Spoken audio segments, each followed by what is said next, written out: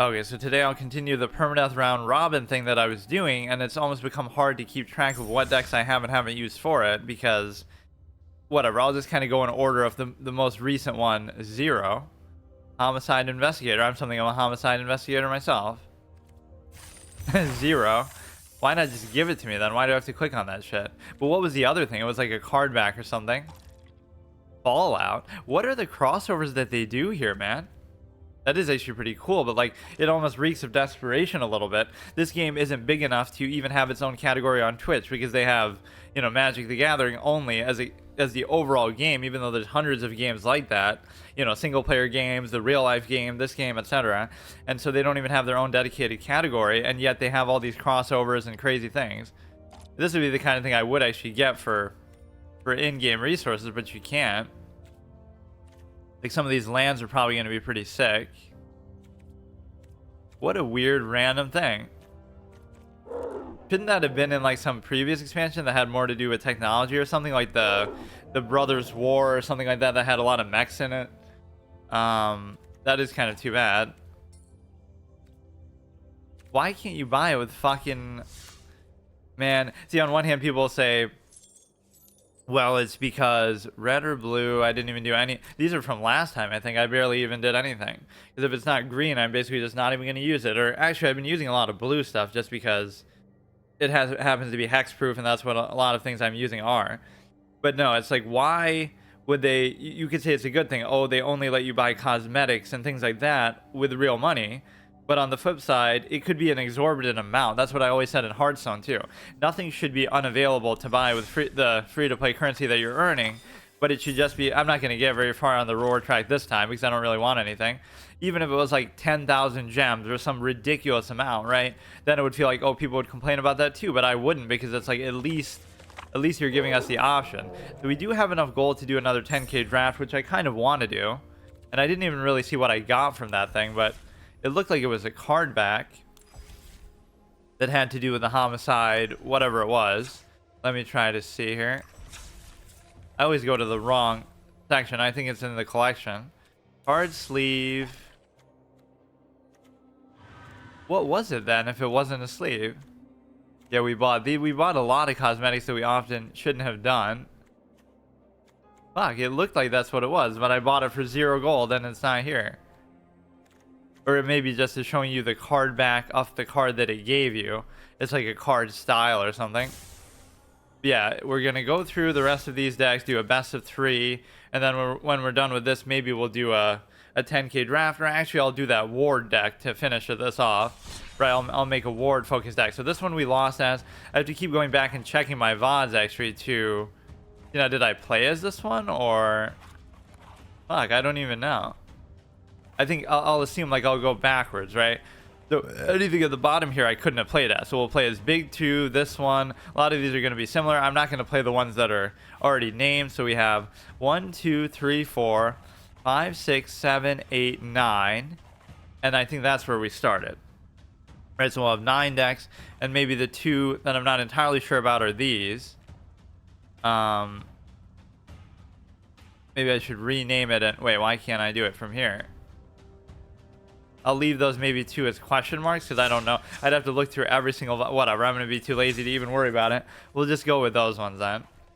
So the big thing you have to remember is when you do this, it pulls the deck to the top. So you have to make sure... And we've been playing this in Timeless, but it almost doesn't feel like that matters because, you know, you could do a lot of the same stuff in Historic. In fact, I think it restricts you somehow to even more than Historic, which doesn't make sense. Like, why wouldn't this be even less restrictive? Or why wouldn't Historic be not restrictive at all? Because that's just the nature of it. To show the only cards from Murder at Karlov Manor. I was almost going to say Castle Nathria, because that... I hate how they named it in such a specific way like that. It could have been called something else, like Mystery at Karlov Manor. Why do you have to, you know, make it sound exactly the same thing as the stupid ass... Now it could be some real life expansion that's already existed from years before that, but it doesn't make sense. Usually they coincide these with the current ones, which they kind of bastardize it maybe a little bit through the fact of not all the cards are real or whatever, but in a way, there's some sort of internal logic loop that you could use. Like, it's actually better that these games are, you know, you could say, oh, pay to win or whatever, but you can play this game completely free to play. I can get every card in the game if I want, just by playing it for long enough, even if that's an unrealistic amount of time. What I can't do is I can't do that in real life. If you were to play it in real life, you would be in what situation? You would have to buy the packs, right? There's no way to get them free that way. So that would be like a devil's advocate, or like a shill way to try to explain it, what people criticize about the business model, but at least you have that option, right? You would have the option to basically get every card in the game by simply earning it, even at a slow rate, whereas in real life you don't have that option. Of course, the trade-off is that these aren't actually real, you know, tangible things that you could like resell or whatever. Here we go, we're getting land screwed. That's the one thing we've had in common from the very beginning of this game. It's just because my decks are so singular in that way. They typically don't have card draw, they typically don't have removal, they typically don't have like cycling and putting, you know, shuffling more stuff in or back, or getting stuff from the graveyard or something. I still don't know why they did that to the troll, where or yeah, most of my mana either comes from minions or whatever. Like, it's the perfect ramp analogy. That's one mechanic they didn't really take to heart at Hearthstone too much, like, where, you know, because that would be kind of too busted there, because everything's sort of permanent. There is some of that stuff like wild growth and whatever, but it's not, I don't know, it just doesn't work at all the way that this deck does. You get mana screwed, and then you lose the one card that you could have potentially played, and then now you're going to get too much land. There is always that dynamic, like, you know, that's the one argument against lands, even though they have some nuances that are interesting. Not the way I use them, because I always use just the same one over and over, like only one. Even when I use some of these hybrid decks, like with the blue for Hexproof, I still, right, only use like one, because I'll use green to get out stuff like the Carotid or the Taxidermist that give you other colors, give one mana of any color, right? And then I use that to fill in the holes of the water and the blue and stuff. Holy shit. But no, like, either you get land when you don't need it, or you don't get land when you do need it, so you get screwed either way. And of course, any good deck is going to be able to cycle through it and guarantee that anyway, but we're building up for some crazy big combo play that as soon as I get it, he's going to somehow make me discard it or something.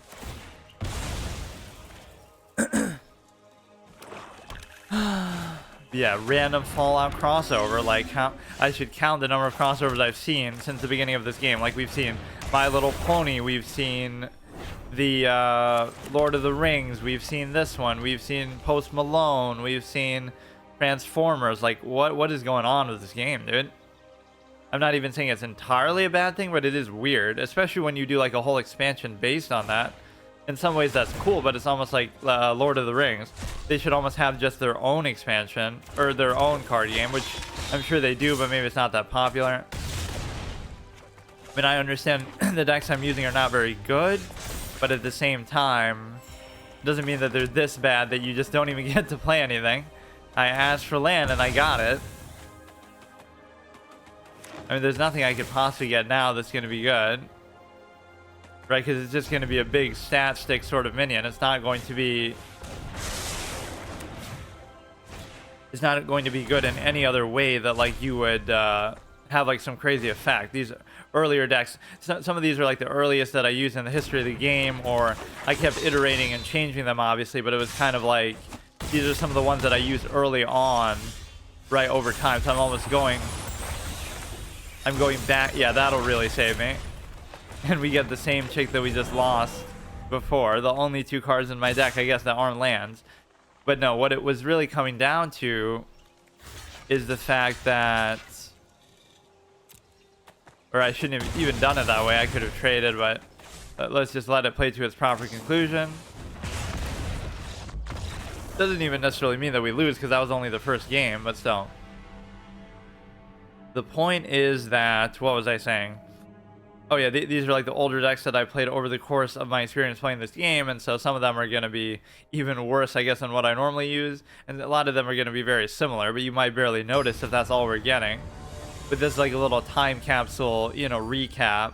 Like, let's play every old deck that we made. I was almost going to do all of them in my collection, but then I realized those ones are just going to be boring.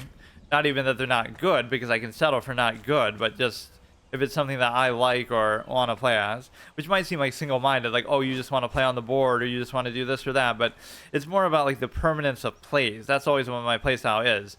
Not like permanence in terms of the long game like Control, but it's like you don't have a theme or a gimmick that you're going for, or like a win condition. You're playing on the board and you're trying to get that stuff to last out, which is really hard to do, but that's why Hexproof is such a favorite of mine. They finally gave it a keyword in Hearthstone, elusive, which is what one of the words that people are always calling it, right? Elusive or evasive, basically. It took all the way like till 10-year anniversary before they finally add that fucking keyword. So let's see how many of these decks we'll go through here. But those two maybe I didn't play as and I just can't keep track. The Toxic one and the whatever with the Ikoria.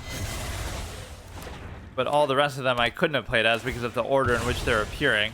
I think I might have just like copied them over to the Timeless format, which is very confusing how it shows you. Because it'll say like, oh, some cards are invalid for this format, but it won't tell you which one. So how am I supposed to know? Or maybe I'm just missing it every time. Oh yeah, I thought I was going to want to craft that guy just because he looks so cool, and then I forgot. It's a Lurgoyf. And I want to see like what other Lurgoyfs are there in the game, because I don't know what that is, but it's like some kind of old god minion. Like some Lovecraftian type thing. Power is equal to the number of cards among the cards. Toughness graveyard is equal to that number. Cards of card types among cards in all graveyards. Well, it won't get much benefit from me because I'm only going to have like one type anyway.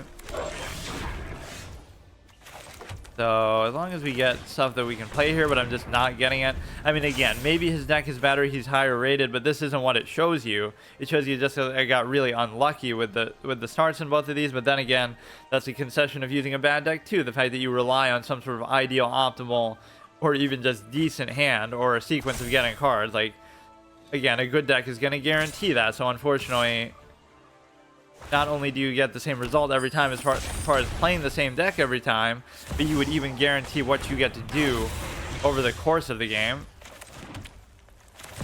Yeah, that's not going to save me. 6, 7, 8, 9.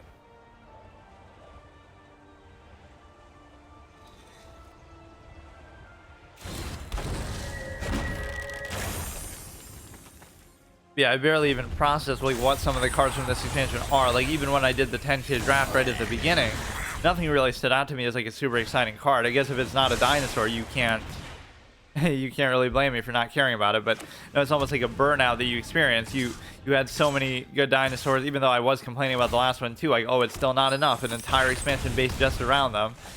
But then there was 0 in this one, so they almost were trolling you with that. You could maybe do the Indrik and get rid of one thing, and then it won't be tapped, so it could also block something. So there might actually be something to this, but you're still going to be dead. Unless it also activates this, which it won't. Take action. This is actually a really shitty card, too, when you think about it, because, yes, it does the effect without needing any sort of other...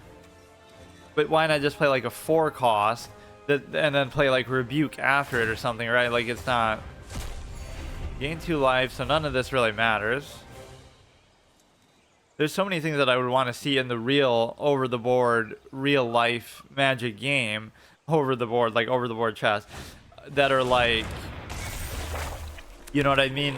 Like whether they're different. Obviously, some of the cards won't be there, but also some of these effects might not work that way. Again, I deliberately try to keep myself in the dark. Wait, he could have killed me, though.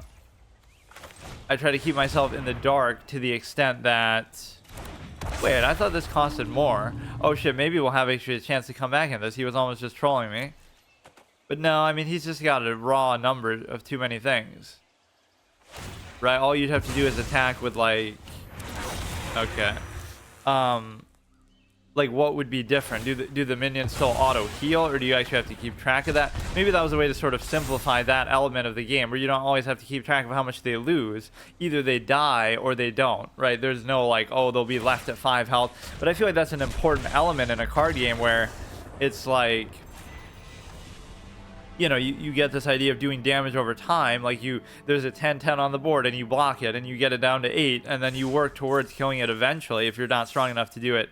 You know, Yugi Moto would hate this game, or the Pharaoh from Yu-Gi-Oh, because that's always what he does. He has to chip away at stuff, even though that's not how Yu-Gi-Oh works. Like, you still have to trade in, but he'll do like a million little stupid things, like, oh, I'm gonna use my Mammoth Graveyard to fuse with your Blue Eyes White Ultimate Dragon, and then it'll cause it to decay from inside, and like all these kind of gimmicky things that you can't even really do in real life.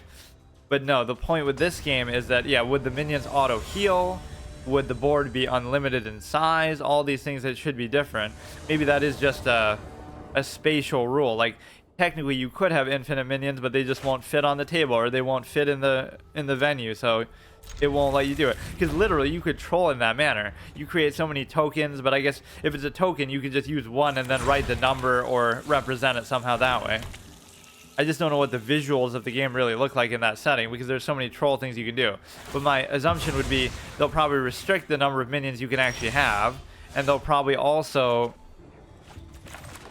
I think the healing mechanic probably would be there, because that seems too drastic that they would just radically change it that much. Right, and so it trivializes certain styles of play, though. Like, in some games, healing would be a mechanic that you would use. Like, oh, I'm a priest in Hearthstone, and my core mechanic is healing minions and myself. But mainly it's about giving health and buffs and heals to minions. Here, that would be totally futile, because most of the time, again, it doesn't matter, because there is no permanence of damage, so therefore you would never need to heal a minion unless they're going to get hit like twice in the same turn or something. Otherwise, just auto heal at the end of every turn, and it almost values, and in a way I shouldn't be complaining, because like, oh, it benefits me because I summon all these big minions, and if they try to trade into it, they can't. Right, like I have a 10-10 and they attack with a 9-9 and I block it, and then it does nothing for them. Right, they sacrifice a 9-9 just to get me to 1 health, but you can't even do that in this game, so you would think it would favor those kind of things, just like bigger minions, basically, because you're getting a free heal every turn. Like, that would be a whole play style or a whole deck in Hearthstone. Like, for the rest of the game, your minions automatically heal at the end of every turn, and like, wow, that'd be crazy. What a good deck. What a, you know, overpowered mechanic. Whereas here, that's just the baseline of how the game works.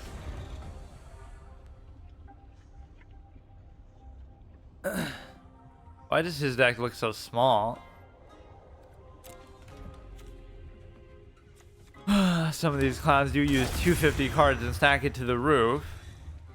But no, maybe this game even misrepresents the real game and gives it a bad name, or at least just changes too many things unnecessarily. And for someone like me, that's not a good thing, because I would want to rather experience the exact way it really is, just in a digital form. I don't know why they would have to dance around that. Like, trying to add different cards. That's the thing that puzzles me the most, right? And maybe some of my favorite cards are among those. I don't even pay attention to, you know, I wouldn't know offhand what is what that way. But the point being that that one is just going to be useless for now. This guy's deck seem almost as shitty as mine, though. But no, the reason why I would like that is because, like, why would they add new cards when they don't have every card that's actually in the real life game? That's my thing, right? You would have like, oh, some older ones, they're just not good anymore, so nobody would use them. But why not still put them in there? You know, they're just part of the whole Magic collection and family of cards. Or, oh no, somebody might make some busted encounter that you're not meant to have, and so therefore, you know, you can't have it for that reason. So you're punishing people's creativity or hiding from your own lack of balance. So that's where standard gets so contrived. There'll always be imbalanced things. Those are called the meta decks. Those are the things that dominate the current format. They just don't look at it that way. Or, you know, one deck will dominate the meta, and then it'll get nerfed the next expansion or the next month, right? So everybody was using it, and then, oh, no, now let's use the next overpowered thing. So there's always some element of imbalance. That's why things are better than others. Like, that's the whole point. It's not, oh, you're so much better, because everybody ends up using the same exact thing. Although this game does seem more conducive to preventing that from being as much set in stone. Like the fact that you can have anywhere between 60 and 250 cards. Who knows? The best deck might be 69 cards exactly, or 75. Like, it could be some random number other than 60. Although if you follow the Yu-Gi-Oh principle, it would be more like... Can I just get something bigger that I can actually play, dude? it would be like every the small, you know, you can have between 40 and 60, but everybody always uses 40 because, you know, you're just trying to get through your deck as quickly as possible and get your best cards and combos and whatever. So the smaller the deck is, the better. So in card game, size does matter, but in the opposite direction, which makes you question Renathal a little bit in Hearthstone. Like, you would think that principle would still apply there too. That, you know, the smaller the deck is, the better it is, because you get through all your best cards as quickly as possible. A lot of them are just sort of filler to survive the early game or whatever. 3, 6, 7, 8, 9. A flying golem, rock golem, makes perfect sense. When it enters the battlefield, you gain life equal to its power. I think I'll just let it happen for now because I'm still not dead. We have 1, 2, 3, 4, 5, and now we would have the dragon. The problem is we're not going to be able to survive. So that's unfortunate. I wouldn't even know necessarily what's in these decks, or like, you know, how much is now. I'll end up taking more damage than I would have otherwise because I could have blocked with 2 things instead of 1, but actually I couldn't have because everything was flying anyway. I always read this as silver, but it's sliver, right? I'm dyslexic in this game. Although, what is a sliver? It's just like a type of something. Also, like an old god-esque minion. Oh yeah, I keep forgetting to look up the Lurgoyf thing. I just want to see, like, what is it really? Or no, we're still in the thing, though. I always like these comeback stories because of the... Yeah, and the game always says that. Everybody loves a comeback story as one of the tips that we've seen like a million times. But no, it's like a best of 3 always does sort of help to counteract some of the RNG elements of the game. So this expansion, we have even less of a structure or a template than we normally do. Although I guess that's why I'm trying to do this permadeath thing, or I just felt like doing it randomly. But it's like we don't really have any goal. We're not even working towards some cosmetic on the reward track because there's nothing I really liked. And we're not even trying to... I don't know, I guess that's mainly the only thing I've been doing. It's just like an overall experience of trying to work towards the best collection possible, and by the time I get there, the game will go offline or something. I don't know. I want to see some dramatic example of that happening to wake people up out of their, you know, complacency with these online games. Like, oh, you know, you get a great collection and you spend real money and in-game, in real life, you know, currency and stuff like that to get stuff. You get cosmetics and dumb stuff like that, and then the game just goes offline and you lose all of it, which inevitably will happen with all of them. But like explaining to a kid about death or something, everybody gets old and everybody dies, that you could make like a little short skit or something on that, like explaining. It seems like you're explaining to a kid about death, like they lost a family member or a pet or something that they love, and trying to get them to come to terms with that. But actually you're just explaining, oh, the game went offline. Every game has to go offline eventually. In the digital age, nothing lasts forever. Even in the digital age, like that delisted games thing. So that's the real sadness of it all. You have to psychologically accept the fact that you will never actually be able to have any sense of permanence there. And I mean, even in real life, you know, you would have the resale value of the collection, but the analogy to that would be more so just like, would there actually be people to play with all the time? Like, you always have to have a friend or a group, or go to some game shop or something, right, to be able to play against people that way. So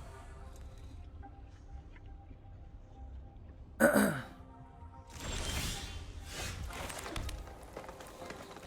this is good. At least we're getting off to a reasonable start here, which is only due to me because of how bad some of these instances have been. Like, we've started off so bad, gotten mana screwed, land screwed, everything. This is one of my earliest streams in a long time. Probably one time I did it just to play chess, because I would do some of those super long ones and try to fit it in, you know, just whatever, work around your real life schedule. You know, that's the problem with trying to be like a professional, even at a card game or something.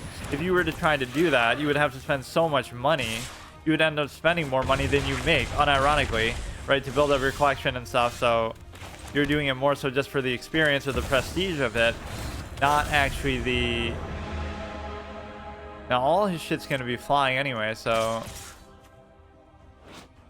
He's gonna get first strike, which sometimes I don't even understand when he's blocking. Does combat damage before creatures without first strike.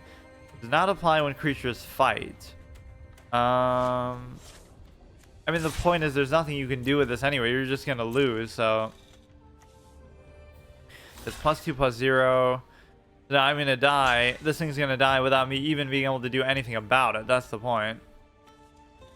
Or maybe we could transform it. We'll make it 3/3. Fuck it. You would have never seen that coming, which means at least I would survive it, or maybe not.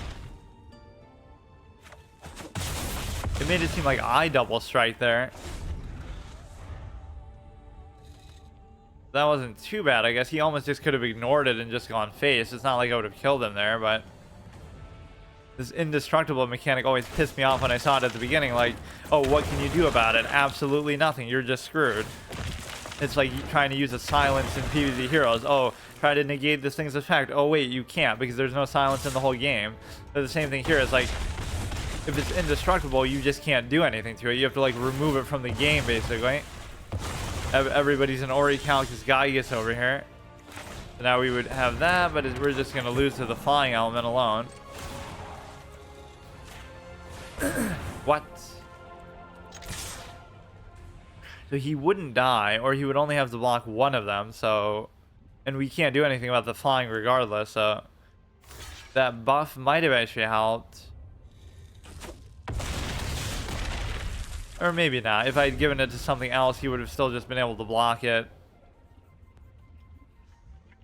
So we get swept out in some of these are almost. This is not a gauntlet permadeath round robin. It's a speed run, like how I said about the Paladins run. This isn't a permadeath gauntlet. It's a speed run. Some of this stuff I almost just came back because I wanted to relive some of these formats that I would always do, just to show like how fun they can be. Right, it's something that feels like maybe not enough people do, or it's just a I come up with these unique ideas for formats that maybe nobody's ever done before. So you end up in a situation. See, some of these I'm gonna end up playing again because like, oh, I can't play that other toxic one maybe because I lost as it, but now I'll just play the other one that might be the exact same thing. So this is one that I made. The name and the way it's written almost makes you think it's one of these, but I'm pretty sure I made this because I got pissed about the. Like I said, the indestructible element, and then I'm like, oh, I'm going to try it myself. So I think at least. I don't really know. It couldn't be mine because I wouldn't have used every other color in there, or it's not every other color. So this is like some visual bug on the front. It shows that it's every color on there, but you only have green. So it's almost telling you like this is the only color that you need. That's so weird. There must be like one card in there that I missed that might have every color, but. Because, yeah, that's all it would take for it to show that, right? You have, like, 59 cards that are green and then one that are red, so it'll show still the red icon there. But, no, what was I saying? I can't remember, even.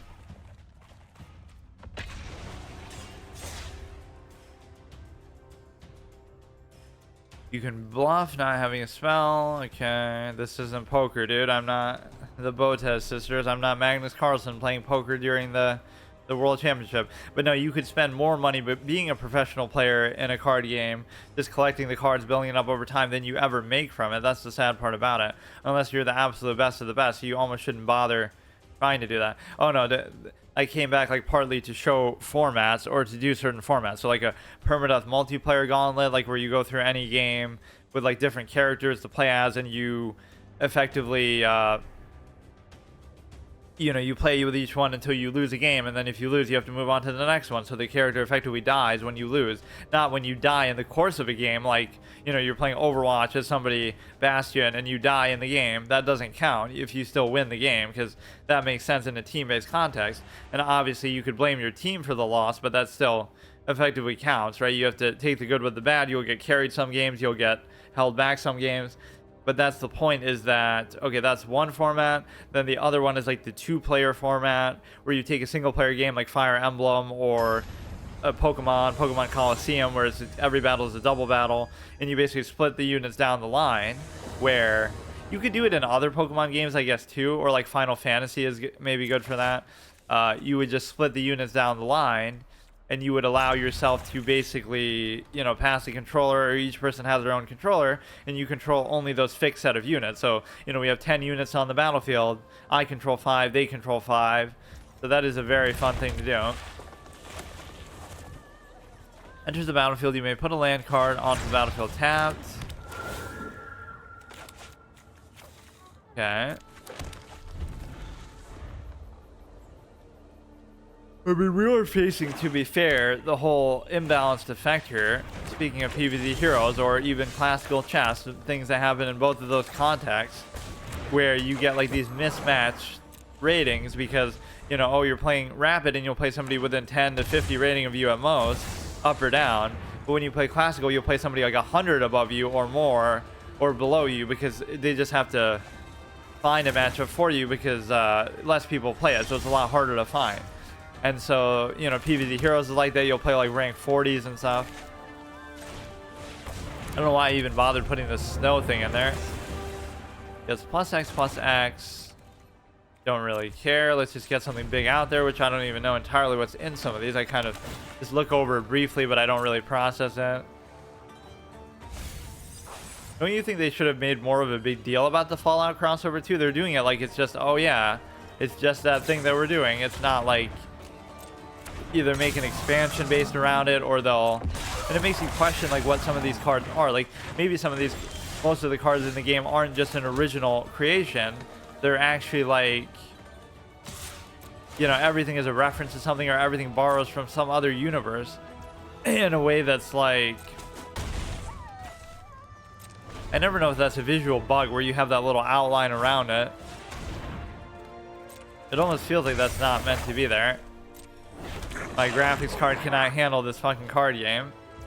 But yeah, that's the thing I always love the clown games for, is imagine having better visuals in PvZ Heroes than you do in this game, or than you have in Hearthstone or anything else. You could say, oh, it's easier to do when you drop support for the game after such a short amount of time and have so few cards in the game. But like the animations of a mythic card like Carnage Tyrant or something, where they come out of the card and they look all, you know, they do like the animation. That's how they should be all the time, where it's actually like floating above the card, or there is no card, it just shows you the minion. Right, that would be the more logical way of showing it, because in a digital space, that's the luxury that you get. But no game actually does that. It's always just in the form of a card, which nobody wants to see that. You want to see it in a more cool, you know, visual representative way. So unfortunately, that's actually one thing that game does better than almost every other card game in existence, digital-wise. It would be interesting to see that. Like, what a great innovation that would be. Even a game like Hearthstone that has such an amazing cosmetic quality to a visual quality presentation, the way the Blizzard often excels at, even that game doesn't do it. Right? Every card is just a card. Now, I know that might be a lot of work, but I mean, when it's literally just a game where you're playing the same cards over and over, eventually over time, you would like to see some effort put into that. So again, like, how do they do it there? That, like, if you play a zombie, it's actually just a zombie. It's just there on the field, on the board, right? With its animation and its, you know, bucket or whatever cosmetics it's using. The card actually just appears as the card, like as if it was a unit. Think about it like an RTS game or some other style of game, right? You would just be out there as a regular unit. Is this going to be indestructible? Why wouldn't you just block with the 4/5 then? I mean, I'm probably pretty close to dying myself, but every creature gets X, where X is the greatest mana value. Maybe I could have actually just done that and killed him there, because once you're already in the middle of damage, he might not have been able to stop it then. Yeah, I'm actually not sure how that would work. Like, if it's already the battle step and you're already about to hit him. No, I think you would have to do it before, so he would still have the chance to block. That could have just been a miss lethal against an emerald player, which I think is actually supposed to be platinum. You know your color is shitty for the rank when the secondary color of it, that's not even supposed to be the focus, is actually better. Where X is the greatest mana value among permanents you control, so that should be very high. You're gonna have to deal with these somehow, and if you just ignore them, Well, you can't really ignore them. This is where Trample's so good. But he really doesn't want to lose the Shield Red chick, who does have one of the coolest card art appearances ever. We're still not dead, but I mean, we're going to have to deal with these for a while. It's causing you more damage in the long run, though. You would have rather just traded it in once. Destroy target creature that has mana value 2 or less. Wait, what? Oh, destroy creature that has mana value 4 or less. Instead, if a permanent, whatever. That's where the whole lower cost stuff hurts you. Like, oh, you know, it's a good thing that it's 5 mana 10/10, but something like that is going to punish it. Oh no, it only costs 4 or 5.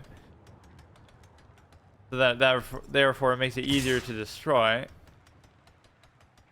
I'm actually going to lose now. I wonder actually about that instant interaction. You would think I should know that by now, but I feel like maybe I could have done it actually. Fuck, I can't even do it. It's one of the elements where I rely on the mana generating minions too much. Like, oh, you know, I'm not going. I still have a chance to come back in the next 2, but I mean, wait, what? What are these people doing? Are they just bots, or they wanted to BM me? That proves it isn't a bot. Only a bot would make a mistake like that, but only a player would BM you like that.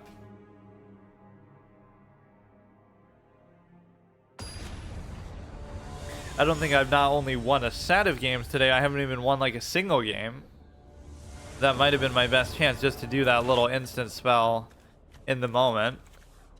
Yeah, find somebody who doesn't get bored of you the way I don't get bored of the same deck over and over in any card game. Whatever the mechanic might be, whatever the theme might be. You know, elusive now, I can call it in Hearthstone. Hexproof here, green, dinosaurs. You know, big statting minions, mid-range. Just, I have this uncanny ability, even in single player games and stuff, or MMOs or whatever, I have this uncanny ability to like do the same thing over and over, or not even the exact same thing, but like to just kind of entertain myself and occupy myself in a way that is like very immersive, so like I don't get bored of it. I find it interesting. Like how in WoW, whenever I come back to retail WoW, which I've only done like 2 times since I quit in like 2011 or 2010, like with Cataclysm coming out, you feel like all I do is like fly around the world and see like, oh, let's see what's different in Cataclysm, and I like play for, you know, 4 or 5 hours or whatever, and then I just stop, and that's it. Like, so I'm easily entertained by that, or I somehow find a way to make it interesting for myself, instead of like, oh, I just want to get to max level and I just want to do that and just like exhaust it. It's like at some point you break the completionist in people. Or like how I was always a completionist as a kid. Like I always wanted 100% games. Then you start to play games, whether it be an MMO or like an open world game, and you realize, oh, I won't be able to 100% this. So then you kind of just give up. Right? Either you become obsessed with it and you still try to play it like that, where you want to do everything and have like a fixed itinerary of stuff you're trying to do, or you give up and you say, well, you're effectively going to not even bother trying to do that, and so just enjoy it, right? Stop and smell the roses kind of effect, like in real life too. Don't try to always just be on to the next thing or on to a rush. Try to instead, please give me a land so I can at least play something here. You know, instead of being in a hurry and looking at it as a zero-sum process, it's a good life lesson. Don't look at life like that, and don't look at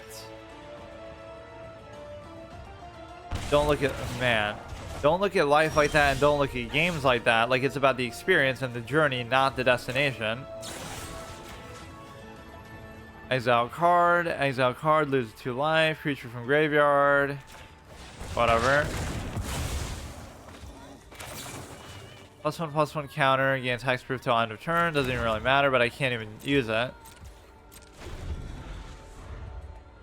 Yeah, don't look at it as like an eventuality. Oh, we're just trying to get to the end of it. Because if you apply that to life, it's like, oh, you're just trying to get to the end of life and beat the final boss. It's like, there is no final boss. There is no, you know, reason to just do that. So if you realize that, then you'll stop and kind of enjoy the experience more, and just like, who cares if you don't get to max level? Who cares if you don't do all the raids? Who cares if you don't rush ahead? So there's a social element that creates an egotism, like, oh, you want to show off compared to other people, or, you know, there's that sort of fake elitist, haha, I'm going to shame you for your gear score or something, right? That kind of mentality comes into it. But also beyond that, you have the ability to basically look at it like Jesus Christ, man. Whenever we have a chance, like, he hasn't played that well this game or really done that much on the board, but it takes me like forever to get anywhere with it.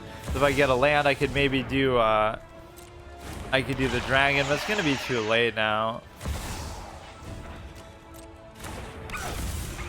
So yeah, try to look at it that way, where, like, again, these games are analogized to life too, with how much you can do in them. Basically, like, you know, you could spend all day every day playing a game like WoW, even within a particular expansion, and you would never do absolutely everything as every class, right, that there would be to do. And so you always feel like there's some element of,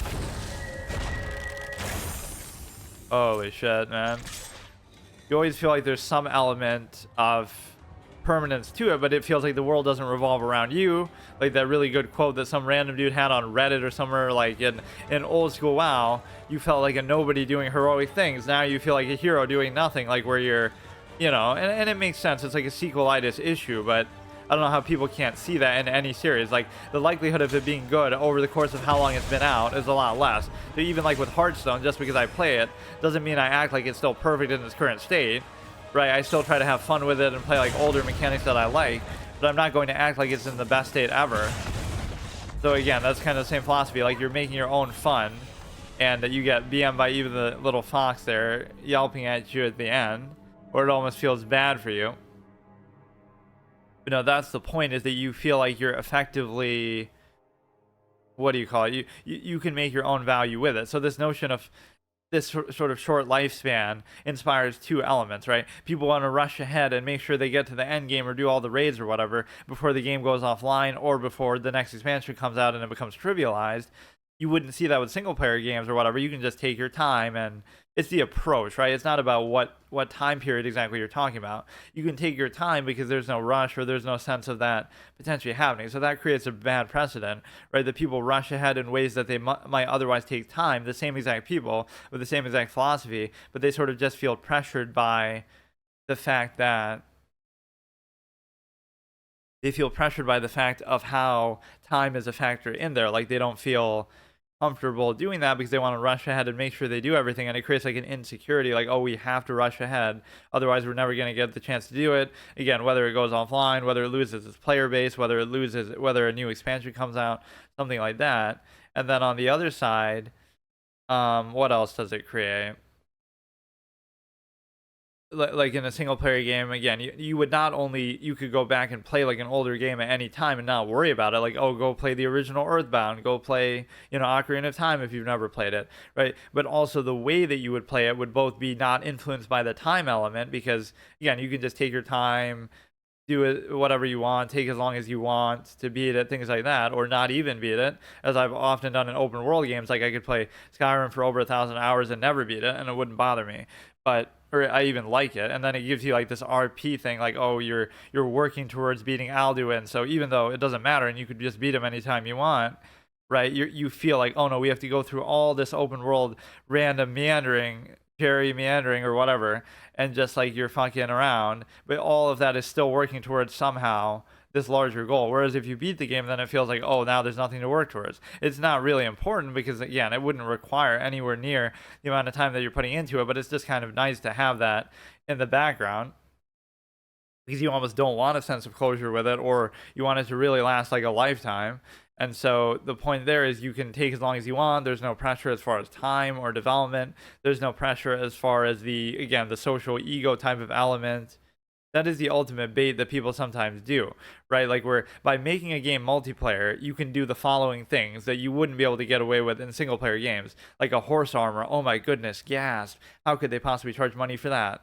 Right? Also, Elder Scrolls Online or any sort of online game could do the same exact thing, and oh, that's no big deal. We'll pay money for horse armor. We'll pay thousands of dollars for cosmetics and stupid stuff just to show off to other people. So because you get to show it off to other people, it creates all of these dynamics that arguably ruin games in a sense. It doesn't have to, but it can. I don't know why it's bugging out, but let's see how long this actually takes. Turn it into a just chatting element, but it creates the following tendencies, right? So let's analyze this psychologically. It creates the fact that you would be willing to spend real money on things in a game that aren't even real, that don't even last, that you don't even have like resale value or permanence to them, you would do that because, oh, well, we get to show them off. So therefore, again, in a single player game, you would have two reasons not to do that. One, just in principle, like, oh, the horse armor is bad. Why would I want to, why would I want to spend money in a single player game on some cosmetic thing that only I get to see? So that's where the whole showing off element comes into it. But on the second hand, okay, it creates that problem as far as, again, microtransactions. You get people to buy things that they otherwise wouldn't buy just for that egotism to show it off, I guess. But what you're also showing off, if it's an exclusive thing that you can only buy with money, you're not showing off that, oh, you worked hard to get it or you did something impressive to earn it. You're only showing off that, oh, you're a moron who spent money on it. So what does that really show? Even though I've done that with some of the cosmetics in Hearthstone, that's besides the point. The point is that, at least recently, like originally I never really did. So if everyone was like me, right, a lot of these free-to-play games wouldn't exist, or they would have to charge you for them. And so even though I enjoy so many of them so much and have played them for hundreds, thousands of hours, whatever, right, I've never been the type to actually support that. And I almost milk other people with the way that, like, oh, I'll let them buy stuff so that I don't have to, and I still get to play the game and enjoy it, and it doesn't bother me as far as, oh, free to play, whatever, because if you enjoy it, you're going to play it enough to where you build up a good collection anyway. And it's sometimes not as bad as people say. Or, again, you have to take it in stride that you're not like in a rush just to get the best deck. Because think about it that way. Like, you play a card game or something for the first time, and you immediately have the best deck. And so now you can get to legend rank. And so, like, what's the point? Right? It's not about even the outcome of winning or losing games. It's like you're already there, so you have nothing to work towards. So that's not as fun. It's like when you play, I played the original Destiny, and it's like you get this orb that, oh, that'll make you max level, and everybody's questioning, why don't you use it? But it's like, I want to have the first experience of actually leveling up from 1 to max level, right, and actually playing through the game and doing it like it's a campaign or whatever, right? Like the story mode of getting from 1 to max level, that's in there for a reason. Even if you say it's bad, then the alternative would be, I would say, okay, I just don't want to play the game, instead of being like, oh, let's just skip ahead to the good stuff. And every company and everybody focuses their attention on the end game, like, oh, that's better, and they put so much money and time and resources into that, whereas the rest of the game is just sort of window dressing to try to work around that or get you to that point. And then the other element is, again, the egotism and the social desire to show off. It helps developers in like 3 levels, right? You'll buy those cosmetics to show off to other people that you would never be caught dead doing with real money in real life. Or I mean, in a single player game, you would never be caught dead paying real money for something in a single player game because there's nobody to show it off to, right? So it's not the value of the thing that you're buying or that you care about it. It's only the ability to show it off that gives it value, or the illusion of value. Then it also gives you this egotism as far as like how much you play it, and you want to work towards something so you can show off that way. And there's this whole like fake elitist thing, like, oh, look at me, I'm better than you at some game, that they play all day every day and no life, or they're not really even that impressive because they're not like doing a world first clear or something. Like, that would be actually impressive. The people who do that typically don't talk shit because their actions speak for themselves, so they don't need to talk shit, right? Like, you do a world first raid clear or something, right? Everybody knows who you are or what you've done, so you wouldn't need to talk shit about it. So it creates that fake elitist thing. Like, Asmongold's a perfect example, with all due respect, where he would like make fun of people's armories and gear scores, but he's never done a world first. So like, what does it, what is really the standard? Like, you're slightly better, but you're not really the top and the best in the world, so your standard is still somewhere in between. So somebody could easily do the same thing to you. You got to be absolutely the best of the best to be able to make claims like that, or you're just a fake elitist, like me in chess, let's say. And then 3 is you have the cosmetic element, you have that element, and then you have one more element that, like, the players make the content, right? And so what that means is, like, a lot of these games where you're playing on the same map, look at the very damaging elements. And I've said all these things before, but it's so stark. You'll buy shitty cosmetics in game for real life money just because you want to show them off to your friends or other people, right? That you wouldn't do in a single player game. You will turn it into an egotism thing and play like all day every day, where you, as you wouldn't in a single player game, because you're like trying to prove something or work towards something, right? Things like that. And you want to show off and be a fake elitist and act like you're better than other people and that's important to you, also wouldn't apply to a single player experience. And then number three, it's like a quality control issue, right? You can get away with all these things and exploit all these things. Number three is either fans make content for you in a literal sense, like they make mods and fixes or whatever. Like some game can be upheld by, oh, it has so many good mods that the developers didn't have to make, but yet they still benefit from people buying and playing the game to play other people's mods, user created content. But the other side of the users being the content is like in multiplayer games, you play the same characters on the same maps with the same abilities and the same items over and over and over again, like MOBAs or whatever it might be. The fun doesn't come from the core mechanics or those characters or whatever, because again, you're doing the same thing over and over. Would that be fun? Like to play, imagine playing League against bots. Would that be worth your time? No, it wouldn't be. But because it's against other players, now the dynamic element of playing against them is what makes it fun. So it doesn't mean that that inherently is bad. Right, like chess. Imagine playing on the same board over and over, and that is actually true. I would never enjoy it unless you were playing against other people, because there's that psychological element or the ego element or whatever, like, oh, it's satisfying because I beat another person or something like that, right? In and of itself, that wouldn't be nearly as enjoyable. And so, one day they're going to come up with AI that mimics, not that it's so good, because it's already, Stockfish is already better than any human in the world is ever going to be at chess, but without some sort of brain implant or some crazy thing at least.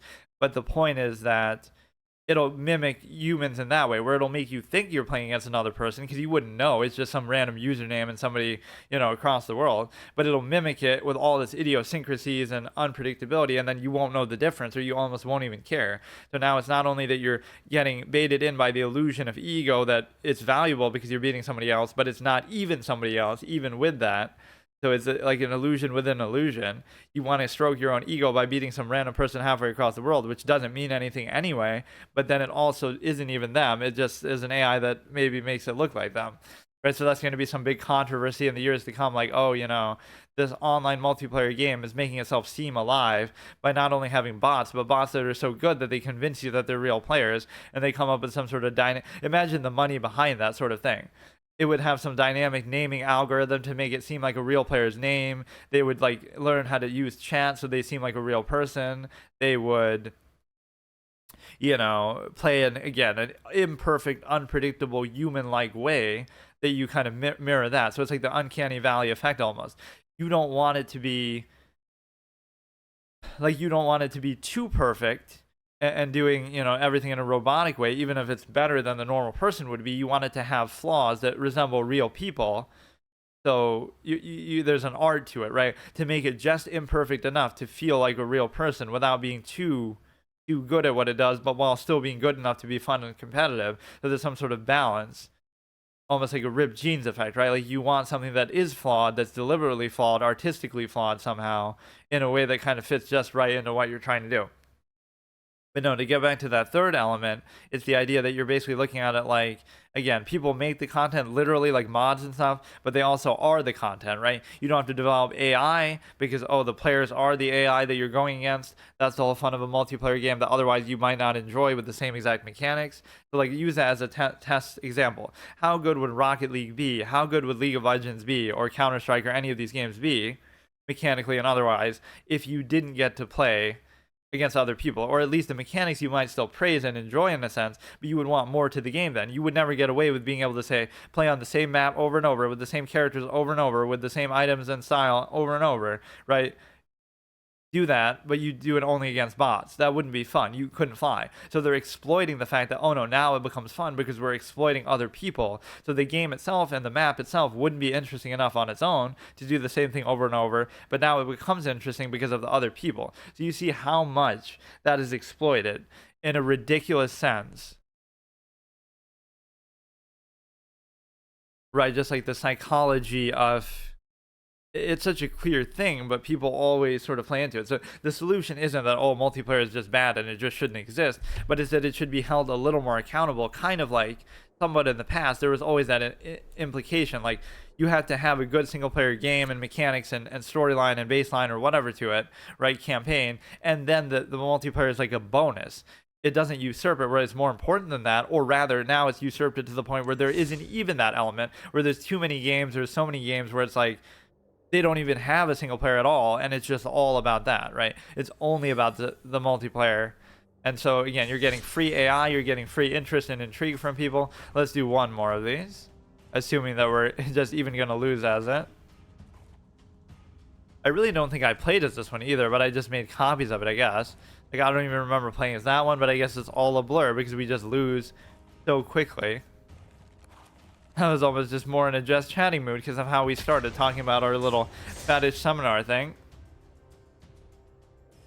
Why do people like this random thing? But no, that's kind of a good idea. React to some random video. I'll make like a react channel, and then this is one of the best like content creation ideas that you can have is the idea of regularity. Even if what you're doing is stupid, compensate for quality with regularity. Just that, oh, you upload every day on a regular schedule, so people are gonna get attached to it just for that reason alone, or like it becomes a routine or whatever, like how I stream every single day. So compensate for ability with time, and compensate for quality with just regularity and a fixed schedule, because that's going to help you no matter what, right? Whether what you do is good or not, if you do it every single day, you're going to maybe get better at it and get in a routine of it and guarantee that you're always going to do it, right? And establish certain good habits that way. But you're also going to maybe build a following that way that is just, not that I'm even necessarily the best example of it in this iteration, but at least theoretically that's going to benefit you more. Although arguably you could say there's a burnout factor or whatever that's going to have a negative effect too. Oh, that's actually sick. What is that, dude? That is actually amazing.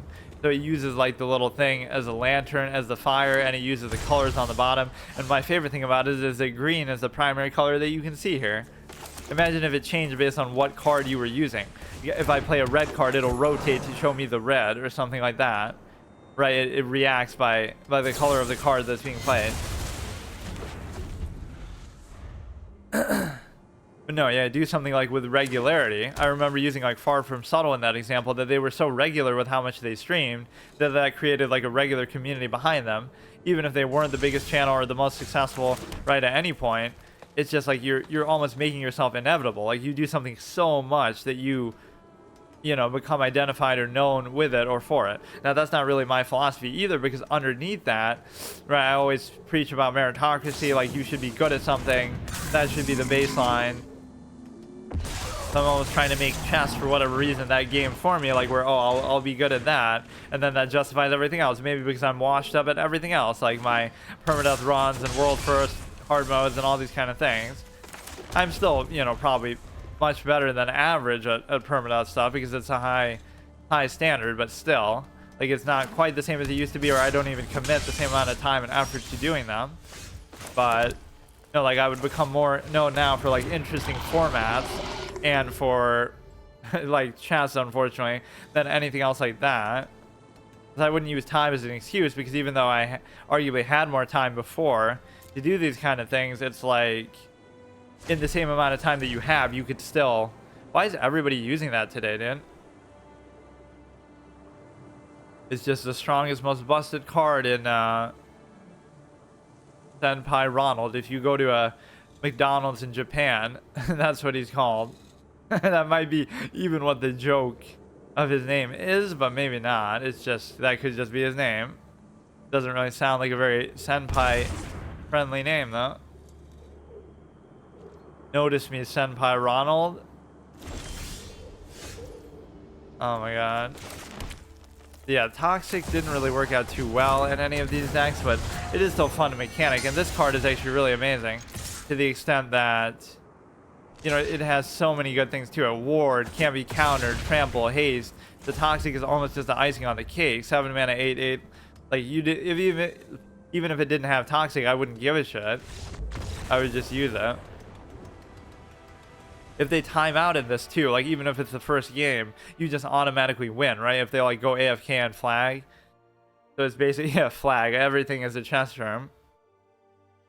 As you drag a spell over the battlefield, lands that, or even that's a good example of the stimuli acme. Like, oh, everything has to do with people's obsessions with sex. Why is it even called mate or checkmate? I don't even know. Like, all these basic terms that people use without thinking, like profanity or music or, like, these are indications of the human obsession with sex, as pertained in the stimuli acme concept that we always talk about. Most music has to do with romance or sex in some way. Most profanity has a reference to it, whether it be in positive or negative sense. You know, most insults that you would call people have to do with it. What else was the other example? Like economy and the whole lifestyle that people have to do with it.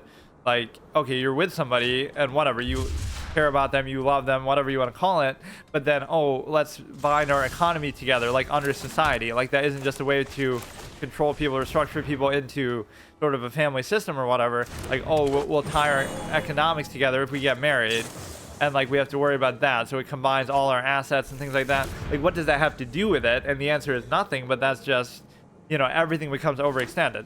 It's not enough to just, you know, be in that situation. It's like, oh, it's the end all be all and the most important most important thing ever in life. It's like a hodgepodge deck where, you know, why is this guy even in there? He has nothing to do with toxic.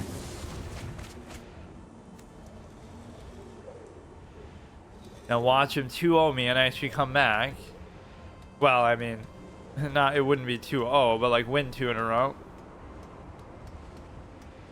But yeah, some of these games almost just become a just chatting category. It went from, I always do these kind of things as a secondary category, like Hearthstone or chess or Magic, to now I do them as a primary thing because I don't have as much time. Like, I would do them as a secondary category after a hard mode or permadeath or whatever story game main series that I was doing. So the secondary series became the main series just because I don't have time to do the main series anymore. And then not only did they go from that, but then they go from me even putting like a lot of effort to try to make progress in them or do something a little more notable, like, you know, actually getting to high ranks and stuff, which I'll do at some point. But then I don't even have time or effort to do that. So then it becomes like, oh, it's just a just chatting category on top of that.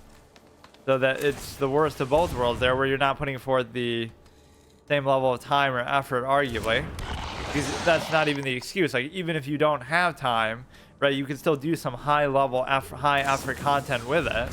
So I'm being very self-critical in that, but it's still fine, I guess. Or you go through like these different phases. Like I started playing card games a year after I came back to streaming, basically. So I came back in 2021 and I hadn't really played card games at all because it just didn't suit my schedule or whatever I was doing. And then I was doing, you know, I was doing a lot of chess during that first year. Then the second year I was doing a lot of card games. Then in the third year, maybe we've come back. It's not even really been a third year yet, but we're going to work our way back to doing, you know, chess a lot again. Although we're kind of doing both now, where we still have some card games going. You know, Hearthstone, Magic are going to go for a long time. PvZ Heroes is going to go for at least longer than expected. So you got 3 card games, a board game, and a bunch of random other series that are kind of more suited to be the main series. Like, obviously, Thursday is the Arc one. I mean, Wednesday and Saturday are kind of weird because they're almost the same thing, where I just do some sort of random unexpected thing. But it kind of makes sense because Wednesday is meant to like do, there's your Meghan Markle card. We haven't seen her in a while. But it was a 4-2, so now it's a 3-2. Did they actually change it, or is there some other effect that I'm not even aware of affecting it? Because that would have triggered him too. But no, it's like, what do you call it? The PvZ hard mode has been reduced to something else. No, like Wednesday is meant to be where you play something that you played before in just a random second session, which I don't even like to do things like that unless I'm going to make a series out of it. Or Saturday is meant to play something that I've never played before, something that's about to be delisted, things like that. Or, you know what would be interesting? What if you gave the effect to that? Then that would allow this guy to attack, right, only temporarily. So that's actually an interesting interaction. Even if you're not strong enough to trigger that, you can make yourself strong enough. Yeah, why isn't she a 4-2 anymore? Meghan Markle fell off over here. All these dumb shit nicknames I come up with cards. This is the peak humor in Magic or in Hearthstone, like the Name Dropper, the Anti-Fun card, all these different ones, the Spectral Knight. Or I would always do that even in single player games or story games. Like, I would come up with nicknames for people that trigger, for characters that would trigger people. Like, I'm calling that Leon Kuwata guy who looks like Larry Butts, just calling him Larry Butts the whole time. Or even just mispronouncing people's names like Bayakuya or somebody. I'm trying to think of other examples that aren't Danganronpa, because I only played one case in that, but I'm sure I'm sure I would have come up with some in other games like that. In Phoenix Wright games, I would have always done that. Like either because their name is hard to pronounce, right? So I would come up with a nickname for that, or just I genuinely mispronounce it or something somehow. At least we won one single set in that. See you tomorrow.